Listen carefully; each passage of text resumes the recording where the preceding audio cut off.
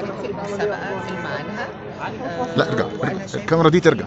يعني في حالة مختلفة وجريئة، وحابة جدا أشوف الفيلم وإن شاء الله يعني يعجبنا كلنا. شايفه ان المهرجان السينما مهتم شويه بافلام المراه وفكره يعني شويه الفيلم عن معاناه المراه. السينما دايما مهتمية بكل المشاكل الإنسانية، وطبعا أهمها وبالذات في مجتمعاتنا العربية مشاكل المرأة.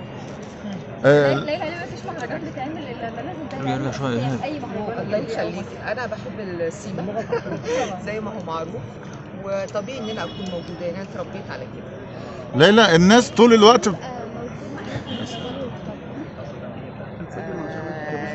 طبعا كل واحد بيبقى له السنه بتاعته، وانا اعتقد ان احنا طبعا كل الفنانين الكبار والاساتذه اللي احنا اتعلمنا الحمد لله كلهم اتكرموا. سعيده جدا جدا طبعا بتكريم الاستاذ محمد الكبير، علامه من علامات الفن في مصر الاستاذ محمود حامد. سعيده جدا بالتكريم الجميله دائما والدؤوبه دائما منى زكي، وكل سنه بيبقى فيه مقترحين مقربين شديده جدا.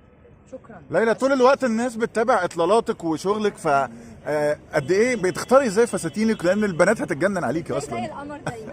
والله حلو شايفيني كده. طبعا. انا بس خسيت شويه بعد الكورونا والصيف، فالحمد لله يعني الدنيا باينه معايا احسن.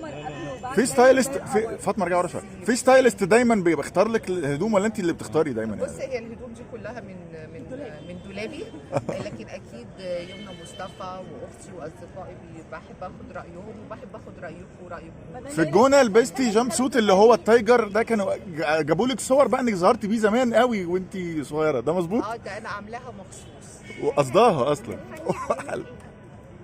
الوسط الفني الحياه، الفن، زملائي في الفن علموني خبرتهم وادوني نصايح كتيره جدا استجبت لها وسمعتها كويس، وبتمنى دايما ان اكون عند حسن ظنكم، وبشكركم.